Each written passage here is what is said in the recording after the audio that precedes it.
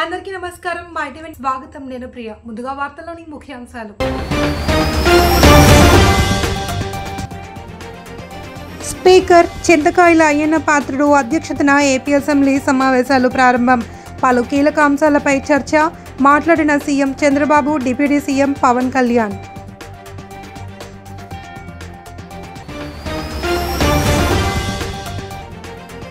రాజమండ్రి నగరపాలక సంస్థ కార్యాలయంలో వివిధ శాఖల అధికారులతో సమీక్ష జరిపిన పురపాలక పట్టణాభివృద్ధి శాఖ మంత్రి నారాయణ. జిల్లా కలెక్టర్తో పాటు ఎమ్మెల్యేల హాజరు.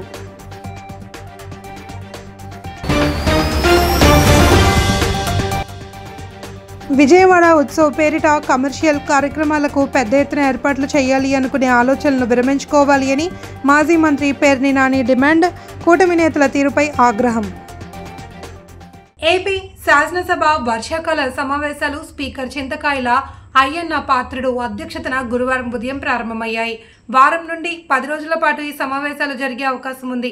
ఈ భేటీలో పలు కీలక బిల్లులకు ఆమోదం తెలపడంతో పాటు రాష్ట్రానికి సంబంధించిన అనేక ముఖ్యమైన అంశాలపై చర్చించేందుకు ప్రభుత్వం సిద్ధమైంది. ఈ సమావేశాల్లో ప్రభుత్వం మొత్తం 6 కీలక బిల్లులను ప్రవేశపెట్టనుంది. వీటిలో ఎంతో కాలంగా వివాదాస్పదంగా ఉన్న నాలా చట్టం రద్దు బిల్లు అత్యంత ప్రాధాన్యతను సంతరించుకుంది. దీంతో పాటు ఎస్సీ వర్గీకరణ, యూనివర్సిటీల చట్ట సవరణ, పంచాయతీరాజ్, మున్సిపల్ శాఖల చట్ట సవరణ, మోటార్ వాహనాల పన్నుల చట్ట సవరణ బిల్లును కూడా సభ ముందుకు తీసుకురానున్నారు. ప్రభుత్వం తన ప్రతిష్టాత్మక హామీలైన సూపర్ 6 అమలు, రాష్ట్రంలోని సాగునీటి ప్రాజెక్టుల పురోగతి, మెగా పేరెంట్స్ టీచర్ మీటింగ్, దివ్యాంగుల పెన్షన్లు, సదరం సర్టిఫికెట్ల జారీ వంటి అంశాలపై ప్రధానంగా చర్చించాలి అని భావిస్తోంది. కొత్త పెట్టుబడులు ఆకర్షించి దేశాన్ని స్థిరమైన వృద్ధి మార్గంలో నిలపడానికి దోహదపడుతుంది. జీఎస్టీ రేట్ల సరళీకరణ ద్వారా ప్రజలు అధికంగా ఉపయోగించే వస్తువులు, సేవలకు డిమాండ్ పెంచి ఉత్పత్తిని విస్తరించి కొత్త పెట్టుబడులను ప్రోత్సహిస్తుంది. తద్వారా ఆర్థిక వృద్ధికి దారితీస్తుంది. నిజంగా ప్రజలకి, ఆర్థిక వ్యవస్థకి చాలా లాభదాయకమైన సంస్కరణ. రంగాల వారీగా చూసుకుంటే ముఖ్యంగా రైతుల కోసం ట్రాక్టర్లు, వ్యవసాయ యంత్రాలు, పరికరాలు మరియు ఇన్పుట్స్ పై పన్నులు తగ్గించడం వల్ల సాగు వ్యవసాయ వ్యయాన్ని తగ్గించి ఉత్పాదకను పెంచుతాయి. తద్వారా గ్రామీణ ప్రాంత ప్రజల ఆదాయాలు పెరుగుతాయి. ఆధునిక సాంకేతిక పరికరాల వినియోగం ప్రోత్సహించడం ద్వారా వ్యవసాయ వృద్ధి మరింత బలపడుతుంది. తక్కువ ఆదాయ కుటుంబాల కోసం పాలు గాని, పెరుగు కానీ, పన్నీర్ లాంటి నిత్యావసర వస్తువులపై పన్ను 5% నుండి 0% తగ్గించడం ద్వారా రోజువారీ వ్యయాన్ని తగ్గిస్తా ఉంది. నిత్యావసరాలు నెయ్యి గాని, వెన్న గాని, వంట పాత్రలపై పన్ను 12% నుంచి 5% తగ్గించడం కూడా కుటుంబ బడ్జెట్లకి ఇది చాలా ఉపశమనం కలిగిస్తుంది. అలాగే ప్రతి కుటుంబం కోసం ఉండే సబ్బులు గాని, షాంపూలు గాని, టూత్ పేస్ట్ వంటి వ్యక్తిగత సంరక్షణ ఉత్పత్తులపై పన్ను 18% నుంచి 18% నుండి 5% పరిమితం చేయడం ద్వారా వాటి ధరలు చాలా గణనీయంగా తగ్గుతాయి. తద్వారా ఆరోగ్యం, వ్యక్తిగత పరిశుభ్రత మెరుగుదల కనబడుతుంది. మధ్యతరగతి కుటుంబాల కోసం కార్లు, ఫ్రిడ్జ్లు, టీవీలు, ఎయిర్ కండిషన్లపై పన్ను 28% నుంచి 18% తగ్గించడం ద్వారా వాటి ధరలు అందుబాటులోకి వచ్చి ప్రజల జీవన ప్రమాణాలు మెరుగుపడతాయి. అలాగే గృహ నిర్మాణానికి సంబంధించి సిమెంట్ పన్నుపై కూడా 28% నుంచి 18% తగ్గించడం ద్వారా గృహ నిర్మాణ వ్యయం తగ్గి సొంత ఇంటి కల సాకారం అవుతోంది. ఆరోగ్య రంగం కోసం ఔషధాలపై పన్ను 12% నుంచి 5%కి, అత్యవసర మందులపై పన్ను 5% నుంచి 0% తగ్గించడం ద్వారా రోగులకి చాలా కీలక ఉపశమనం కలిగి అందరికీ వైద్య సేవలు అందుబాటులోకి వచ్చి ప్రజా ఆరోగ్య సంరక్షణ మెరుగుపడుతుంది. ముఖ్యంగా బీమా రంగంలో జీవిత ఆరోగ్య బీమాపై పన్నుని 0%కి తగ్గించడం ద్వారా మరిన్ని కుటుంబాలు బీమా పొంది వారి జీవన ప్రమాణాలు మెరుగుపడితే వాళ్ళకి ఒక భరోసా ఇస్తుంది. ముఖ్యంగా ఎంఎస్సీల కోసం కొత్తగా యూరోప్ అంతా కూడా కామన్ కరెన్సీ వ్యాట్ ఒకటి వచ్చింది. దాన్ని అధ్యయనం చేయడానికి గవర్నమెంట్ ఆఫ్ ఇండియా ఒక కమిటీ వేసి గ్రూప్ ఆఫ్ చీఫ్ మినిస్టర్స్ ని వివిధ దేశాలు యూరోప్ అంతా తిరిగి రమ్మని చెప్పి మమ్మల్ని పంపించారు. అప్పుడు స్టడీ చేశాం. అది వాల్యూ అడిషన్ ట్యాక్స్ వచ్చింది. ఒకప్పుడు ట్యాక్స్ ఏ విధంగా ఉండేదంటే ఒక్కొక్కసారి వేరే రాష్ట్రాల నుంచి వస్తువులు కానీ మన ఇంపార్టెంట్ ప్లేస్కి వస్తే ఎంట్రీ ట్యాక్స్ కూడా వేసేవాళ్ళం. అది మొట్టమొదటిసారిగా ముంబైలో స్టార్ట్ అయ్యింది. అది స్టార్ట్ అయ్యి దాన్ని మేము స్టడీ చేసి మనం కూడా దాన్ని ఉపయోగించుకొని అడిషనల్గా వేసే పరిస్థితికి వచ్చాం. దగ్గర 17 రకాల ట్యాక్సులు, 13 రకాల సర్ఛార్జీలు, ఎప్పుడు వీలైతే అప్పుడు డబ్బులు లేకపోతే ఇంకో ట్యాక్స్ వేయడం, ఇది ఒక అలవాటుగా పెట్టుకొని ట్యాక్స్ అనేది ఒక కాంప్లికేట్ చేసి వదిలిపెట్టాం. మొట్టమొదటిసారిగా 2000లో వాజ్పేయి గారు ప్రధానమంత్రిగా ఉన్నప్పుడు జిఎస్టి తీసుకురావాలని ఆలోచన చేశారు. ఆ తర్వాత వచ్చిన గవర్నమెంట్ ఏం పట్టించుకోకపోతే మొట్టమొదటిసారిగా నరేంద్ర మోడీ గారు ప్రధానమంత్రి అయిన తర్వాత ఇప్పటికి కూడా జ్ఞాపకం, ఆ రోజు అరుణ్ జైట్లీ గారు ఫైనాన్స్ మినిస్టర్, ఆయన అందరితో మాట్లాడి అవసరమైతే మీకు నష్టం వస్తే నష్టం కూడా మేము భర్తీ చేస్తామని చెప్పి కన్విన్స్ చేసి మొట్టమొదటిసారిగా జిఎస్టి తీసుకొచ్చారు. ఆ జిఎస్టి వచ్చిన తర్వాత దిశ ఒక గేమ్ చేంజర్ గా తయారైంది. అవన్నీ నేను చూపిస్తాను. ఈరోజు నెక్స్ట్ రిఫార్మ్ జిఎస్టి రెండో రిఫార్మ్ తీసుకొచ్చారు. ఇది మీరు ఒకసారి చూస్తే నాకు ఏమాత్రం అనుమానం లేదు. నేను ఎప్పుడు కూడా దిశ రిఫార్మ్ అంటే నేను ముందుంటాను. అది నా జీవితంలో ఇప్పుడే కాదు, ఒక ఆర్థిక సంస్కరణ. పట్టణాభివృద్ధి శాఖ మంత్రి పి నారాయణ రాజమండ్రి నగరపాలక సంస్థ కార్యాలయంలో అన్ని శాఖల అధికారులు ప్రజాప్రతినిధులతో సమీక్ష నిర్వహించారు. జిల్లా కలెక్టర్ కీర్తి చేకూరి ఆధ్వర్యంలో జరిగిన ఈ సమావేశంలో ఎమ్మెల్యేలు ఆదిరెడ్డి శ్రీనివాస్, బత్తుల బలరామకృష్ణ, ముప్పిడి వెంకటేశ్వరరావు, రుడా చైర్మన్ బొడ్డు వెంకటరమణ తదితరులు పాల్గొన్నారు. ఈ సందర్భంగా మాట్లాడుతూ 2007లో మహాగోదావరి పుష్కర పనులు 2027లో మహాగోదావరి పుష్కర పనులు నగరాభివృద్ధి పనులపై ప్రత్యేక దృష్టి సారించాలి అని అధికారులను ఆదేశించారు. ఆర్ఎంసీ పరిధిలో చేపట్టనున్న ప్రతిపాదించిన పుష్కర పనులపై ట్రాఫిక్ మళ్లింపు, రవాణా, ఘాట్ల అభివృద్ధి తదితర అంశాలపై రూపొందించిన పవర్ పాయింట్ ప్రెజెంటేషన్ పై సమగ్రంగా చర్చ జరిగిందన్నారు. మౌలిక వసతుల కల్పనలో కానివ్వండి, ట్రాఫిక్ మేనేజ్మెంట్లో కానివ్వండి, అనేక అంశాలు ఈరోజు ఆయన చర్చించడం జరిగింది. గతంలో ఇక్కడ జరిగినటువంటి పుష్కరాలు చూసుకుని, అదేవిధంగా మొన్నే మహాకుంభలో జరిగినటువంటి ఆ ఏర్పాట్లు కానివ్వండి, వాటి నుంచి నేర్చుకుని మనం ఏ విధంగా దాదాపు 8 కోట్ల మంది వచ్చినా కూడా మనం ఏ విధంగా కూడా గోదావరిని ఆనుకుని వాళ్ళ ఊరు నియోజకవర్గం ఉంది. గతంలో ఉన్నటువంటి ఘాట్ల కంటే కూడా ఇప్పుడు పెంచాల్సిన అవసరం ఉంది. దాంతోపాటు ఏదైతే మనం 2015లో పుష్కరాలప్పుడు అక్కడ డెవలప్ చేసినటువంటి పరిస్థితి ఏదైతే ఉందో, చేసిన పరిస్థితి కొవ్వూరు నియోజకవర్గాన్ని కానీ ముఖ్యంగా కొవ్వూరు పట్టణానికి కానీ ఎక్కడ కూడా ఏమి చేసిన పరిస్థితి లేదు. రోడ్లన్నీ కూడా ఇలా పట్టణంలో ఉన్నటువంటి రోడ్లు కానీ, ఎలక్ట్రికల్కి సంబంధించి కానీ, అక్కడ ఉన్నటువంటి ఇతర టెంపుల్స్ కానీ, ఇవాళ గోదావరిని అనుకున్నటువంటి అనేక టెంపుల్స్ ఉన్నటువంటి పరిస్థితి ఉంది. ఇక్కడికి భక్తులు బయట నుంచి కూడా రోజువారీ కూడా వందలాది మంది వచ్చి భక్తులు వెళ్తున్నటువంటి పరిస్థితి కొవ్వూరు పట్టణానికి కూడా ఉన్నటువంటి పరిస్థితి ఉంది. కాబట్టి డెవలప్ చేయాలి అనే దాని మీద వారు మీటింగ్ కండక్ట్ చేశారు. ముఖ్యంగా దాంతోపాటు రాజమండ్రి సిటీతో పాటు రాజమండ్రి రూరల్లో ప్రత్యేకంగా మా రాజానగరం గురించి కూడా మాట్లాడడం జరిగింది. ఆ రాజానగరం నియోజకవర్గంలో 14 కిలోమీటర్లు గోదావరి పరివాహక ప్రాంతం ఉంది. దాంట్లో ముందుకెళ్ళాలి. గౌరవ ముఖ్యమంత్రి చంద్రబాబు నాయుడు గారికి ఏ విధంగా నివేదిక ఇవ్వాలి, శాఖల వారీగా వారి యొక్క అవసరాలు ఏంటి, గతంలో పుష్కరాలు జరిపిన విధానాలు బట్టి తీసుకోవాల్సిన జాగ్రత్తలు, చేయవలసిన అభివృద్ధి కార్యక్రమాలు, జరుగుతున్న అభివృద్ధి కార్యక్రమాలన్నింటి మీద కూడా సమీక్షించడం. మరి శాసనసభ్యులుగా నేను కానీ, రాజానగరం శాసనసభ్యులు కానీ, రుడా చైర్మన్ గారు కానీ మా పరిధిలో జరుగుతున్న అభివృద్ధి కార్యక్రమాలు, పుష్కరాలకి చేయవలసిన కార్యక్రమాలు, రుడా పరంగా మా నియోజకవర్గానికి కావాల్సిన అవసరాలన్నీ కూడా గౌరవ మంత్రి గారి యొక్క దృష్టిలో ఉంచడం.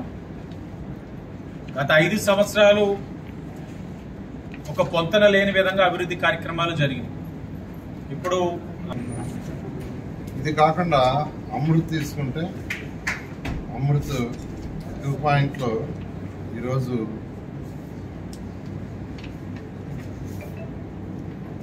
ఇక్కడికి 290 కోట్లు శాంక్షన్ అయ్యింది. అమృత్ 2.0లో వాటర్ సప్లై కావచ్చు, వాటర్ సప్లైకి 95 crores, సివరేజ్ స్టెప్టేజ్కి 92 కోట్లు, మళ్ళీ ఏపీ టిడ్కో హౌసెస్లో వాటర్ సప్లై చేయడానికి 5.1 crore, టిడ్కోలో సివరేజ్ స్టెప్టేజ్కి 17.45 crore, తర్వాత వాటర్ బాడీ రిజర్వేషన్కి 19.87 crores. అదేవిధంగా స్వచ్ఛ భారత్లో కూడా ఈ 2.0లో ఈ లెగసీ కానీ వాటన్నిటికి కూడా శాంక్షన్ చేస్తుంది. వీటన్నిటి మీద ఈరోజు డిస్కస్ చేశాం. అయితే ఈ యొక్క అమృత్ 2.0 ఈ నెలాఖరు లోపల టెండర్లు వస్తాయి. టెండర్లు రాగానే ఆ వర్క్ స్టార్ట్ చేసి 2 సంవత్సరాల్లో పూర్తి అయ్యేటట్టుగా యాక్చువల్గా దాని మీద ఫోకస్ చేసాము. ఆ విధంగా డిపార్ట్మెంట్ ఈరోజు వర్క్ చేస్తుంది. ఈ నేపథ్యంలో ప్రజాప్రతినిధులు ఎమ్మెల్యేలు వాళ్ళు యాక్చువల్గా ఈరోజు రాజమండ్రి సిటీ కానీ కార్పొరేషన్ మొత్తంలో ఈరోజు 456 కోట్లకి రోడ్లు అవసరం అవుతాయి. రోడ్స్ డ్రైన్స్ తీసుకుంటే 456 కోట్లు అయితే మొత్తం పూర్తవుతాయి. పుష్కరాలు వస్తున్నాయి కాబట్టి ఈ 456 కోట్లతో ఈ వర్క్స్ కంప్లీట్ అయ్యేటట్టుగా చూడమని యాక్చువల్గా శాసనసభ్యులు రిక్వెస్ట్ చేయడం జరిగింది. దానికి అధికారులకు కూడా ఆదేశించాను. దీన్ని ముఖ్యమంత్రి గారు ముందు పెట్టి ముఖ్యమంత్రి గారి యొక్క అనుమతితో యాక్చువల్గా దీన్ని ముందుకు పోవటం జరుగుతుంది. మెయిన్గా ఏదైనా పుష్కరాలు వస్తున్నా ఏదైనా కార్యక్రమాలు జరుగుతున్నా పబ్లిక్ ఇన్ఫ్రాస్ట్రక్చర్ ఇవ్వాలి. రోడ్లు కావచ్చు, డ్రైన్స్ కావచ్చు, వాటర్ ఫెసిలిటీ కావచ్చు, ట్రాన్స్పోర్ట్ కావచ్చు, కమ్యూనిటీ హాల్స్ కావచ్చు, ఇవన్నీ చేయాల్సిన బాధ్యత ప్రభుత్వానికి. అందుకనే ముఖ్యమంత్రి గారు కూడా దీని మీద ఫోకస్ చేసేటట్టుగా ఒక కమిటీ వేశారు మంత్రులతో. విజయవాడ కనకదుర్గమ్మ నవరాత్రి ఉత్సవాల విశిష్టతకు భంగం కలిగించేలా అధికార తెలుగుదేశం నేతలు వ్యవహరిస్తున్నారు అని వైఎస్ఆర్సీపీ నేతలు మండిపడ్డారు. విజయవాడలో ఏర్పాటు చేసిన మీడియా సమావేశంలో మాజీ మంత్రులు పేర్ని నాని, వెల్లంపల్లి శ్రీనివాస్, ఎన్టీఆర్ జిల్లా పార్టీ అధ్యక్షులు దేవినేని అవినాష్, మాజీ ఎమ్మెల్యే మల్లాది విష్ణులు మాట్లాడుతూ నవరాత్రి అమ్మవారి ఉత్సవాల ఆధ్యాత్మిక వాతావరణాన్ని కలుషితం చేసేలా తెలుగుదేశం ఎంపీ కేశినేని చిన్ని ఆధ్వర్యంలో విజయవాడ ఉత్సవ్ పేరుతో కమర్షియల్ కార్యక్రమాలు పెద్ద ఎత్తున ఏర్పాటు చేయాలి అనుకునే ఆలోచనను తక్షణం విరమించుకోవాలి అని డిమాండ్ చేశారు. గొడుగుపేట వెంకటేశ్వర స్వామి ఆలయ భూముల్లో భారీగా ఏర్పాటు చేస్తున్న ఈ ఉత్సవ ముసుగులో టీడీపీ నేతలు తమ దోపిడీకి రంగం సిద్ధం చేసుకుంటున్నారని ఆవేదన వ్యక్తం చేశారు. దసరా పేరు చెబితే గుర్తుకు వచ్చే అమ్మవారి ఉత్సవాలకు పోటీగా అన్ని హంగులతో వినోదం, ఆహ్లాదం అంటూ ఏర్పాటు చేస్తున్న ఈ ఉత్సవం వెనుక కోట్లాది రూపాయల అవినీతి దాగి ఉంది అని ధ్వజమెత్తారు. అసలు అంత టిప్పర్లు ఇక్కడ ఎక్కడా లేవండి. ఇవన్నీ పోర్టులకి తోలుతాయి, పెద్ద పెద్ద అంత టిప్పర్లు వెళ్తున్నాయి. లారీకి 1,25,000 ట్రిప్పుకి రోజు ఒక ట్రిప్ పడుతుందంట. నందిగామని ఒక్క నియోజకవర్గం నుంచి 50 టిప్పర్లు రోజు హైదరాబాదు ఖమ్మం వెళ్తున్నాయా అట్లేదా? 1,25,000. మన సాయి తెచ్చిస్తున్నాడా? 1,25,000 కరెక్ట్ గానే లెక్కెట్టుకుంటున్నామా? నందిగామ సాయి, కేసరా కాసరాబాద్ సాయి తెచ్చిస్తున్నాడా? లెక్క సరిపోతుందా? రోజు చిల్లకెళ్ళి ఎస్ఐ సీజీ ఎందుకు చేశాడు? 6 లారీలు ట్రాన్స్ఫర్ చేయిద్దామని ట్రై చేశాం కదా చిల్లకెళ్ళి ఎస్ఐని. ఎవరు ఆపుకున్నారు? పట్టించిన వాళ్ళు ఆపుకున్నారు. అర్థమైందా? తగాదాలు అన్నీ ఇయ్యే కదా, వాటాలు తగాదాలే కదా. ఎవరు క్రిమినల్? ఇక ప్రజాసేవ పట్టదా? ఈ సంవత్సరంలో ఈ పార్లమెంట్ మొత్తం 7 నియోజకవర్గాల్లో ఎక్కడన్నా నీ పార్లమెంటు నిధులు ఢిల్లీ నుంచి ఏమన్నా ఒక నిధి తెచ్చావా? ₹1 తెచ్చావా? స్టేట్ గవర్నమెంట్ తెచ్చావా? ఎంతసేపు ప్యాకింగ్ ప్యాకింగ్ ప్యాకింగ్ కదా. చిల్లర ప్యాకింగ్ లెక్కెడతాం, ప్యాకింగే కదా. మనం జగైపేట నుంచి ఎన్ని వెళ్తున్నాయి? ఆ లారీలకు లెక్క మేమే చెప్పాలా?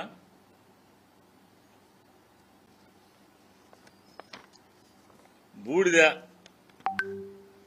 కంచించెర్ల కేసర్ దగ్గర కంచెర్ల దగ్గర డంప్ ఉంది కదా. డంప్ ఎందుకు పట్టుకోరు? ఎంఆర్ఓ పట్టుకోరు, ఆర్డీ సబ్ కలెక్టర్ పట్టుకోరు, కలెక్టర్ పట్టుకోరు, జాయింట్ కలెక్టర్ పట్టుకోరు. ఎవరు పట్టుకోరు? ఎందుకని?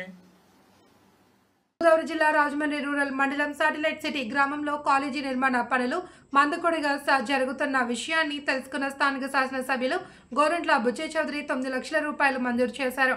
కాగా కాలేజీ ప్రాంగణంలో HM Prashanti, school committee chairman Geddada Venkatakrishna, vice chairman Velugubanti దుర్గారావుల ఆధ్వర్యంలో జరుగుతున్న పనులను ముఖ్య అతిథి టీడీపీ వైద్య విభాగం రాష్ట్ర ప్రధాన కార్యదర్శి గోరంట్ల రవిరామ్ కిరణ్ పరిశీలించారు. వారి వెంట రాజమహేంద్రవరం రూరల్ మండలం టీడీపీ అధ్యక్షులు మత్సెటి ప్రసాద్, రాష్ట్ర తెలుగు మహిళా ప్రధాన కార్యదర్శి మజ్జి పద్మావతి ఉన్నారు. ఈ కార్యక్రమంలో కోరాడ వెంకటేష్, నిచ్చెనకోళ్ల సత్యబాబు, ఎంఎస్ఆర్ శ్రీనివాస్, రాయుడు సునీల్, అలంకార్ శ్రీనివాస్, రాలి సత్యరాజు, పోగుల లక్ష్మి, బి వెంకటేష్ తదితరులు పాల్గొన్నారు. సిటీలో సుమారు 1300 మంది విద్యార్థులు ఉంటున్నారు. సో చాలా తక్కువ స్కూల్స్లో ఈ మాత్రం స్ట్రెంత్ ఉంది. ఇక్కడంతా కూడా అందరూ డైలీ ఏదో ఒక ఉద్యోగం చేసుకునో పని చేసుకునే వాళ్ళు ఎక్కువ ఇక్కడ ఫ్యామిలీస్ అందరూ కష్టపడేవాళ్ళు. సో వాళ్ళందరూ కూడా వారి పిల్లల్ని డెఫినెట్గా దగ్గరలో ఉన్న మన ప్రభుత్వ పాఠశాలలో చేరాలి. అదేవిధంగా ఎవరైనా ఖాళీగా ఉన్నా మీరు కూడా వాళ్ళని ప్రోత్సహించి చక్కటి ఎక్స్పీరియన్స్ టీచర్స్ ఉన్నారు ఇక్కడ అని మీరు ఆ మెసేజ్ని అందరికీ కూడా మీరు స్ప్రెడ్ చేయాలి. ఇక్కడ గురువులకి గౌరవం ఇవ్వాలి.